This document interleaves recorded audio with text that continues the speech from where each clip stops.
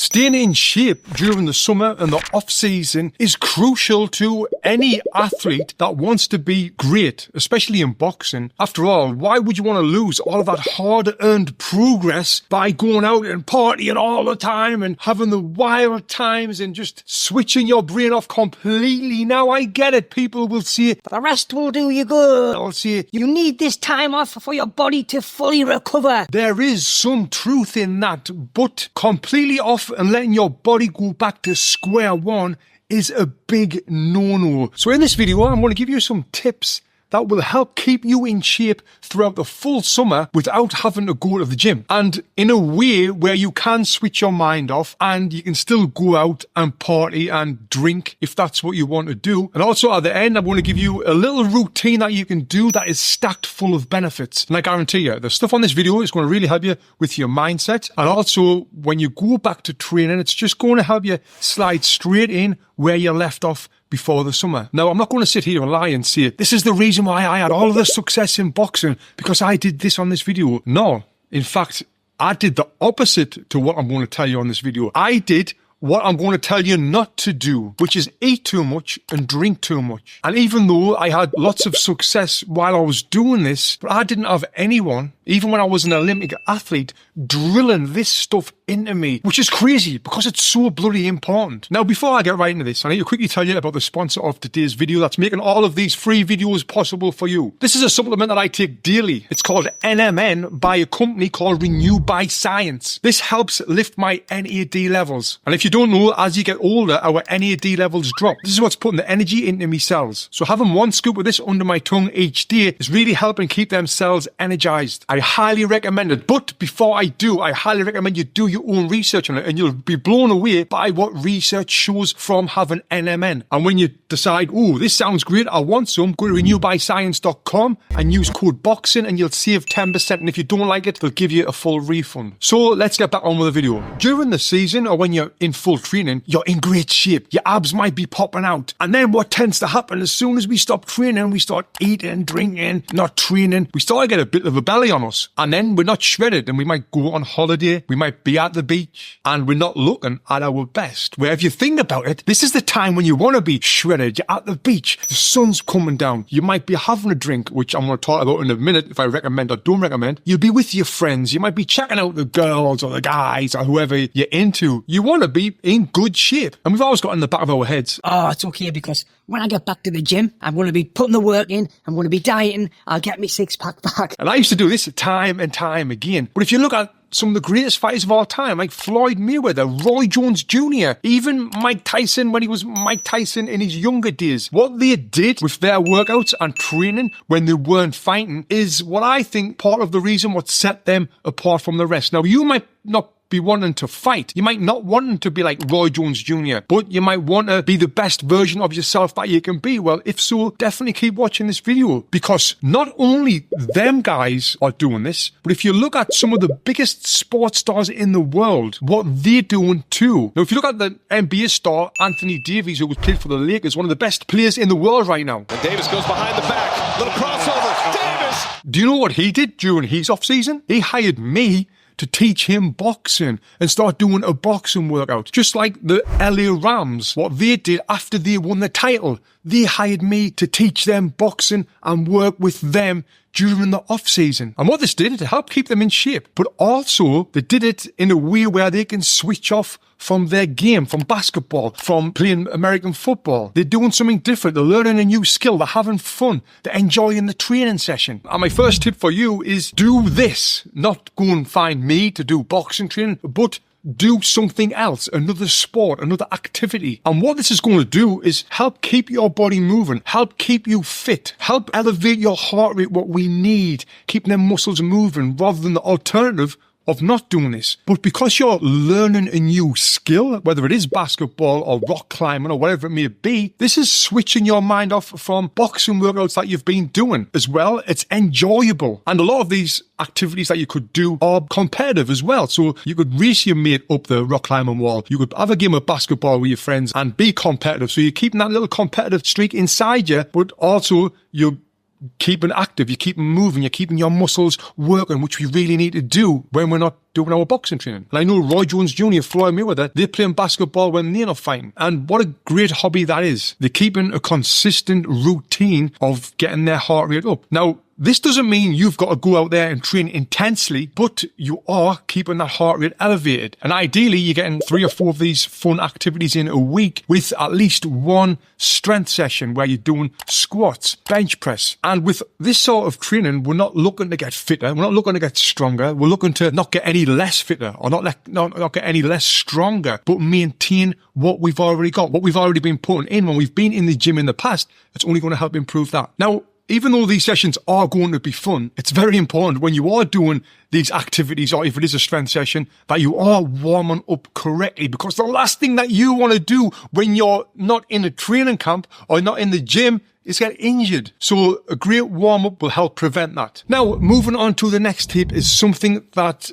I didn't used to do, and it's a big regret. And I know a lot of retired fighters that say the same as what I'm about to tell you right now. And if we did do this, it would have made our lives so much easier. It would have made our boxing so much better as well. And I'm talking about the stuff that we put in our mouths, nutrition, the food and the drink. Now, what I used to do is eat 2 to 3 times more than I would when I was in a training camp when I wasn't in a training camp. Because I had the mindset of, why the hell should I be dieting and watching what I'm eating when I don't have to do that? So I'm going to eat more, because I know when I get a training camp, I'm going to lose all of this weight and I'm going to get back in shape. But this is not the right mindset to have. This is not the mindset that we look at the likes of Cristiano Ronaldo. He doesn't have that mindset, and he's one of the greatest athletes of all time. Third goal, just slipped in behind Florenzi now. Ronaldo! Same as the likes of Michael Jordan, LeBron James, Tom Brady, Usain Bolt. When they're not training, do you think they're going and just stuffing their faces with loads of food and eating way too much? Now, I understand that they don't have to make weight when they're fighting, but regardless of that, they are trying to be the very best at what they do, which they all are. But for some reason, us boxers, and I'm speaking for myself and a lot of my friends, we go the opposite way and we're like, nah, I'm going to eat this, I'm going to drink this, I'm going to do that, which is absolutely stupid. And it is a big regret that I have from my boxing career, because not only is this going to put weight on you and start creating body fat and fat cells that you never had before, but it's also going to make you feel like crap. It's also going to make you not want to go and do these fun activities that I'm talking about. It's kind of like the snowball effect.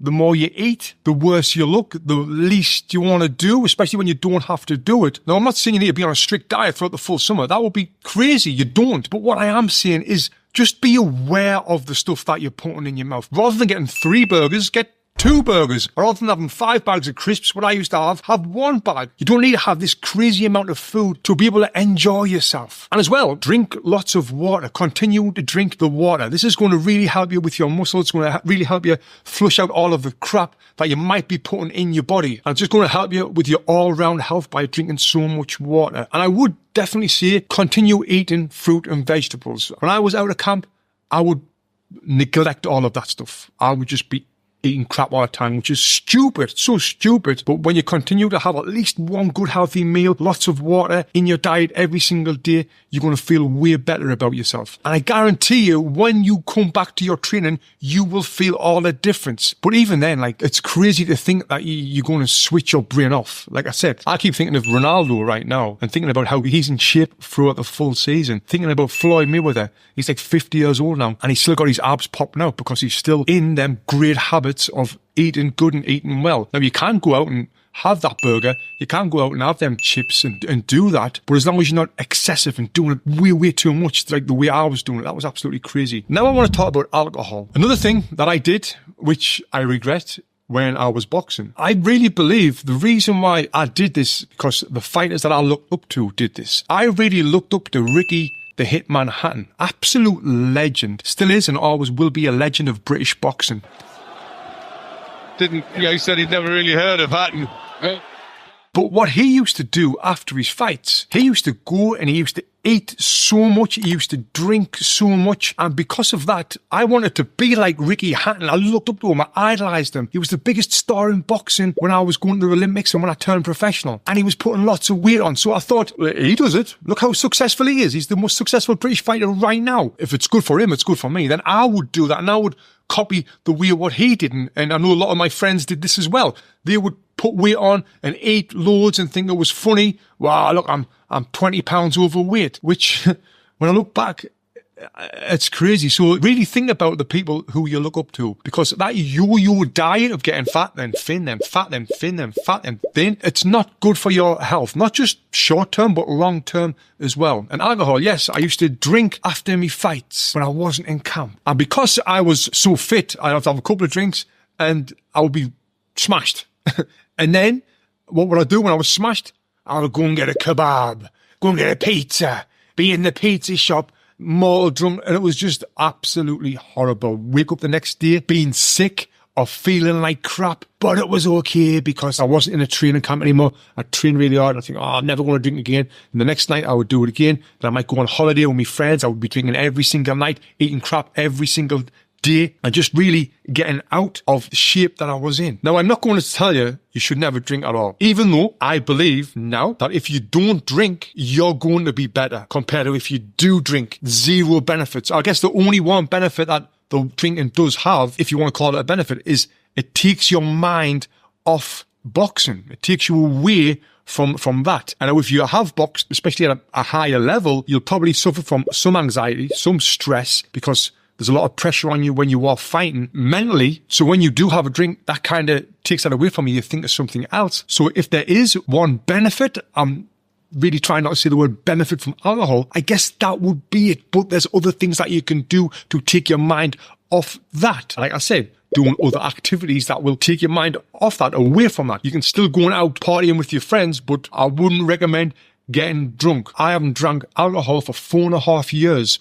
And my life is just way, way better. And now it makes us think, why the hell was I drinking when I was boxing? It's stupid. It put weight on us. It made us slower. And it also messes with your brain health, which at the time I wasn't really bothered about. But now I'm super bothered about it. It's got zero benefits to it. Now again, let's use Ronaldo or LeBron James or Michael Phelps or Usain Bolt. Even Floyd Mayweather didn't drink. I don't know if he does now, but throughout his career. Why? Because he wants to be the best. Now, the other thing that I highly recommend you do in the off season is think about how you can make money. It might be how you can box full time if you've got a job right now. It might be different business ideas of entrepreneurship, which is something that I was a bit of a master at. I invested into creating a business. When I was an amateur boxer, I bought a burger van, a catering trailer, and I would be flipping burgers on the weekends. I would do this actually in season and out of season to make money, to help me with me training. I would work as a nightclub doorman, which again, it's not the best lifestyle for a boxer, but I did what I could do. It helped me save up money to buy the burger van so I would sell burgers. Now there is things that you can do online to help you generate revenue. And if you're passionate about boxing and you know some boxing, one great thing that you can do now is teach boxing for fitness and charge people for private training sessions. I've helped thousands of people start careers in teaching boxing for fitness. And I'm talking people who have won titles as professional boxers. I'm talking about personal trainers. I'm talking about people who will just love boxing. And I've done this with my online course, the Boxing Fitness Academy, because you might be a fighter and you might have lots of boxing experience, but you can't teach boxing to a middle-aged lady and charge her like $100. You can't teach her the same way as your boxing coach is teaching you, or she's never going to come back with you. There's methods of being able to do this. And I created a course in 2015 helping people teach boxing for fitness and having a ton of success with it. And I teach you the methods, what's worked in my boxing fitness gyms in Los Angeles for years, showing you how to teach someone who's never boxed before from the ground up and how to charge for that session as well. So you could actually, in your off season, start a career in teaching boxing for fitness. And this is the best side career that anyone who loves boxing can have. And what's happened with some of our people who's done our course, even people who's had zero experience, they've went from having zero experience in boxing to learn how to teach boxing for fitness, packing in the job that they didn't like in the first place,